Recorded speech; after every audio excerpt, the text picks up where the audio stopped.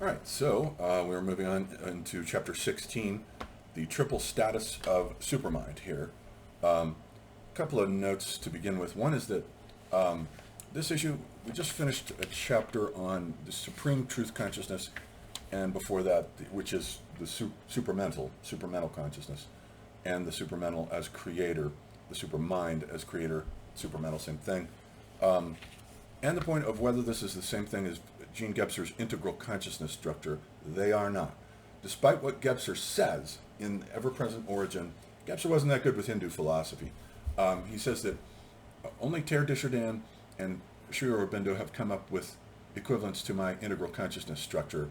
Aurobindo with his supermind, supramental. They're two totally different things.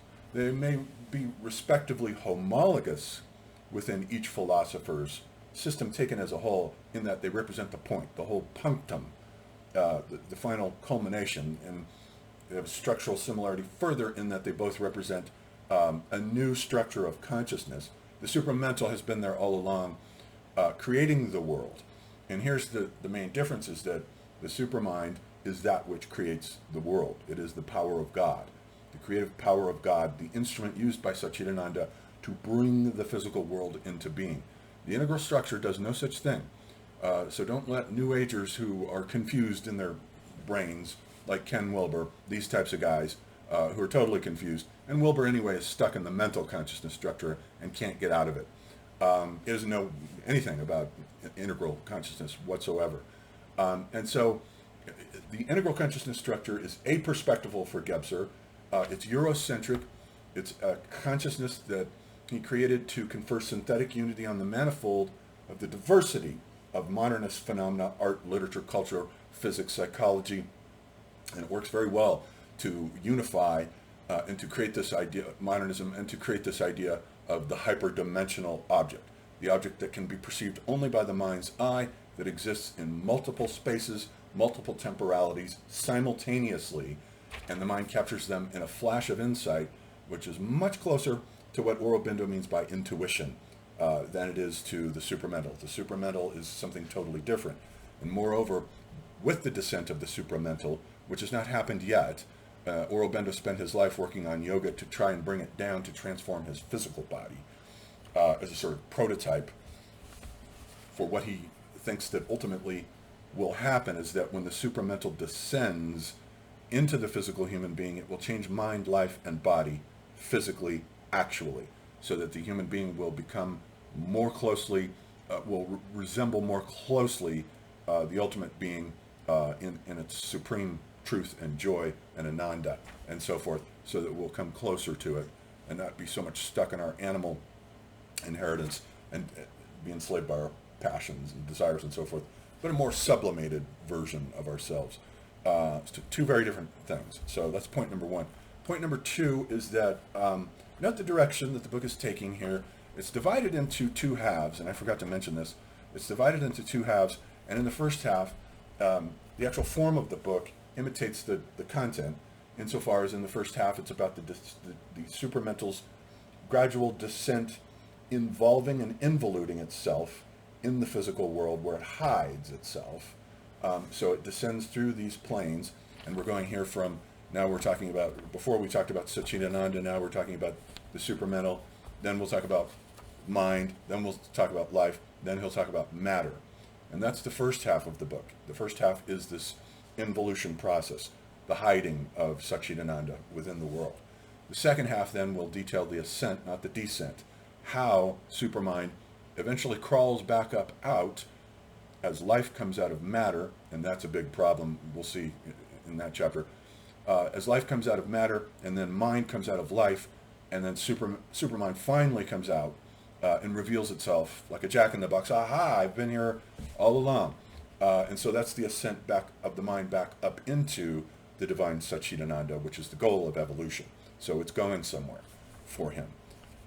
So then we have with chapter 16 then the triple status of Supermind, and he begins to move into the creation of the world as these planes of existence come into being vibratorily. And the Supermind has these three sort of poises that he says. One is unity. One is the establishment of a unity that is different from the non-dual unity of the Brahman, the Satchidananda, that's a different thing here. This is a more dynamic unity that's pregnant with the world and is getting ready for action here.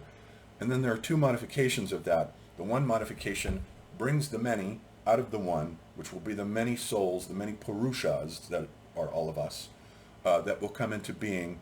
And then with further modifications and restrictions of the supermind's consciousness, it will eventually lead to individualized consciousness, and then ultimately to the ego, the human ego, with all of its nescience and limitations.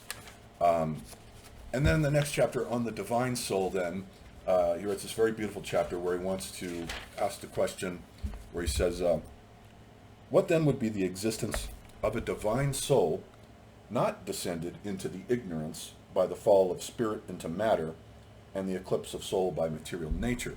So he wants to know, before we get down to the material world, what is this Purusha like, this divine being? Let's just take, he says, one example, an exemplary example. What would this divine being be like? Well, it would be in a state of perfect harmony, in a state where it is clearly aware of the absolute still, as though it could look back over its shoulder at it, let's say. Oh, there's the one. So it's in between these two poles of the one, and then over here the many, all the other Purushas. So it's in this state where avidya does not touch it. It experiences the full unity of being with all of these other Purushas as well as being with the Brahman. So it's got this polar in-between state, and this state of pure joy and luminous bliss and harmony. It's unperturbed by any fears and desires, any desire for knowledge even. It's in a state of total equanimity. And this is the classical Sankhya idea of the Purusha as fundamentally passive and inactive. It just is, because it represents a miniature version of the consciousness of the Brahman before it begins the incarnational cycle. So reading this chapter is like listening to a Bach cantata. It's quite beautiful and luminous. So it's just a sort of hymn to the divine soul, the Purusha. Then the next chapter, chapter 18, we get to mind. So now we descend to the creation of mind. Mind, he begins first with mind, supermind's creation of mind through an act of avidya, ignorance, avidya, whereas vidya is knowledge, it's related to the word to see, video, to see something. Avidya is the ignorance, the veil that then separates mind from the supermind. And what happens in that process is that the Purusha, he backtracks a little bit back to the multiple Purushas, and he says, so as we're descending towards time and space, the realm of extension, we have this realm in which, and he talks about the Brahman in the third person, him. He looks and perceives himself through the many, in and for himself, where they become the object of knowledge, and he becomes the knower that knows them. Because he can't know himself. You can't know yourself without relating to someone else and sort of seeing yourself through someone else's eyes. So that's the whole point of separating himself out into multiplicity. He is both the one and the many. So we have these Purushas, and each at first sort of inhabits its own space, its own spatio-temporal landscape, sort of, and that a point comes, he says, where they sort of fuse together, and they realize that they're all the one same consciousness, sharing the same realm of extension of time and space. It's this really beautiful cosmology. And then, in a way here, he's echoing the Bhagavad Gita. He did a special study of the Bhagavad Gita, where in the Bhagavad Gita is an attempt to reconcile all the various different schools of Indian philosophy, especially Sankhya, because Sankhya is dualistic. There is no monism in Sankhya. Vedanta is monistic. It's Advaita Vedanta, non-dual. The Brahman is the point. Everything else is illusion. And all the different karmas, karma yoga, raja yoga, bhakti yoga, the path of jnana marga, the path of knowledge versus the path of karma, action, and so forth. But the main point of it is monism and dualism are not irreconcilable. The monism of the Purusha versus Prakriti matter is metaphysical and absolutely relevant to the physical plane. This is the sort of metaphysical stepping up of the physical plane. But beyond them then are the monism of Brahman. It is really only one. And so that's what this paragraph reminds me of when he's talking about the Purushas and how the Brahman as the one pours itself out into the multiplicity of all the Purushas, which then begin interacting with Prakriti, matter, to start forming and creating individualized consciousness. And so he says that with mind now, mind is a kind of deficient version of supermind. Its task, fundamentally what it does, and here he means the Manomaya kosha, the intellect basically, what in German philosophy is Verstand, the understanding, not the reason. Verstand, the task of which is to divide, and divide, and divide, and divide. And so this leads to a problem, because what the mind likes to do is constantly break things apart and divide them all the way down to infinity, to the point of there being atoms. And it would even like to take it further and dissolve the atoms as well, but it can't. There's a limit. Or maybe there isn't. And so this gets into the question of Kant's antinomies in the Critique of Pure Reason. He's talking about the exact same thing, and basically comes to the same conclusion that Kant does, that the mind, when it asks these questions, did the universe, either the universe had a beginning in time, or it did not. That's an antinomy. Can't be both. It's one or the other. Either matter is infinitely divisible, or it isn't. You have to stop at atoms. It can't be both. And so on. Either the universe is infinite in space, or it's finite and has boundaries. Can't be both. But see, this is the mind. This is the problem that it gets stuck in, with its building up aggregations on the one hand and disintegrations on the other. This is what the mind does, and it ends up getting stuck in these antinomies that are unsolvable. Aurobindo agrees with this. And for Kant, the solution is the fact that, with regard to the understanding Verstand is designed, it isn't designed for metaphysics. It's designed for the physical world, for applying causality to phenomena in space and time, analyzing them, taking them apart, drawing objective laws and objective results from objective experiments, and objective this and objective that. So therefore it's all fundamentally true, all these objective laws and truths. Oh, let's go visit metaphysics and see if we can do the same thing there. Oh, we can't. Well, there's no such thing as metaphysics there. So that tends to be the attitude of science, which is wrong, of course. When it comes to these antinomies, they represent an abuse of the understanding. It doesn't belong here. As Kant says, there are boundaries to the Verstand, to the understanding. What does belong in the realm of antinomies is reason, Vernunft, which is equivalent to Aurobindo's faculty of intuition, that has to do with, you resolve the antinomies, you create a cosmology, you create a mythology, you invent gods, you bring in a whole pantheon of religious, spiritual, mythological ideas to play around with that stuff as much as you want, as long as you're not pretending that it's a science and that it's objectively verifiable. It isn't. But it's true for the soul, and the soul needs it nonetheless. And so Aurobindo basically says the same thing here with the supermind's restriction into the mind. The mind doesn't ever seem to know what its boundaries are, and it has trouble. So, and then he says, so then within us we have these three different types of mind: the physical mind, the vital mind, and the Manomaya kosha, which we just talked about. The body has its own mind too. It has a physical mind, which is an instrumental mind. Let's say it's a kind of animal mind that uses the body to orient itself in time and space, and in relation to things like touch and stimulus and so forth. And so that's the sort of physical mind. And then the vital mind is the biological mind of the instincts of sexual desire, let's say, instinctive knowledge, aggression, territoriality, all these vital impulses and instincts. That's the vital mind. And so we have these three types of minds within us, amongst other types. And then the chapter, now we move down to then, so that's the discussion of mind for now. Then we move down into life, which is chapter, 19?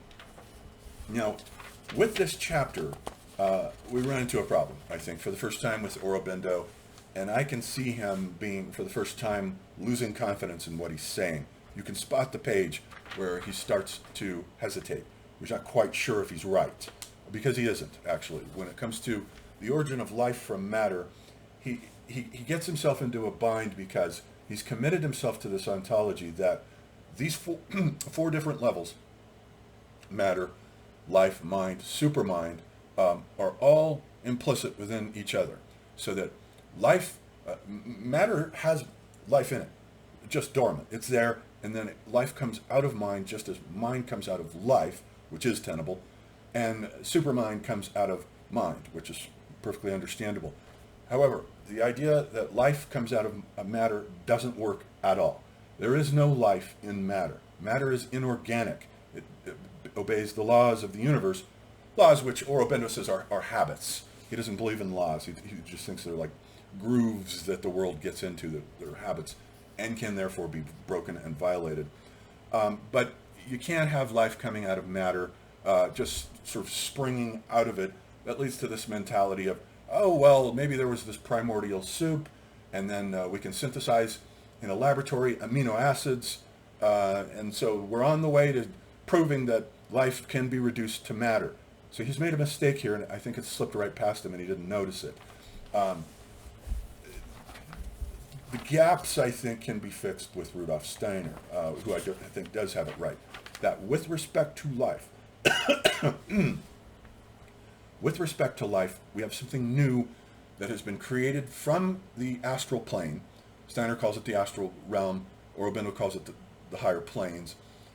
And he does leave room for this possibility. I'll give him that. There's one sentence where he backtracks. That there is the simplest basic form of a soul for Rudolf Steiner is called an etheric body. Or it's just a basic form of soul which animates plants and brings plants into being. Now we have 5 kingdoms, so the etheric body would have to apply to bacteria, protists, and fungi as well, which I'm sure they do. I don't think there's any contradiction there. It's that which animates living things, whereas animals have a new thing because they have a nervous system, and plants and fungi and bacteria don't. And with a nervous system, you have the astral body coming in. So we have a distinction between the 2 different types of basic souls that are created on the other side by spiritual beings, Steiner's creative angels, which correspond to Aurobindo's divas, which he hasn't gotten to yet. His cosmology will gradually expand as the life divine moves on, and he starts talking about the cosmologies of the other worlds. So the presence of an etheric body in those first bacteria during the Archean epoch, that's where life begins, and it has not come out of matter, because if you say that, now everything is reducible. Now the scientist guy wins with his atheism and his shallow materialism, because he can reproduce those results in a lab. So it doesn't work, and you can see him struggling here with this idea. For the first time, there's some uncertainty here, where he says, from where else can life emerge if it didn't come from matter? Evolution of life and matter supposes a previous involution of it there, unless we suppose it to be a new creation magically and unaccountably introduced into nature. If it is that, it must either be a creation out of nothing, or a result of material operations which is not accounted for by anything in the operations themselves or by any element in them which is of a kindred nature. Or conceivably, it may be a descent from above, from some supraphysical plane above the material universe. Thank you. That is correct, Aurobindo, but then he sweeps that under the rug. The 2 first suppositions can be dismissed as arbitrary conceptions. The last explanation is possible, and it is quite conceivable, and in the occult view of things true, that a pressure from some plane of life above the material universe has assisted the emergence of life here. But this does not exclude, he wants to make sure that if he allows for that possibility of something coming down from the superphysical plane, which it did, that it doesn't contradict this idea, oh, life is in matter, because it's his paradigm.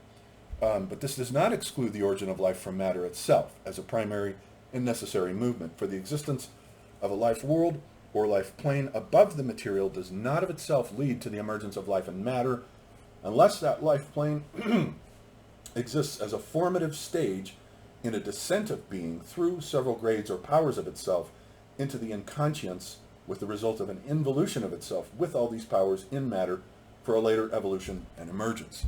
So there, in that sentence, he's trying to synthesize the 2 ideas. The idea that life has come from elsewhere, from a supraphysical plane, from a spiritual world where the first souls, the proto-souls, are created by spiritual beings to inhabit and organize matter now. And synthesizes it by saying, well, maybe that happened and then somehow it got pregnant into matter to hide there for its emergence until later on. I don't think so. Part of the problem is food. And this leads into the next chapter of death, desire, and incapacity, that living beings are different from matter in that they need to eat food.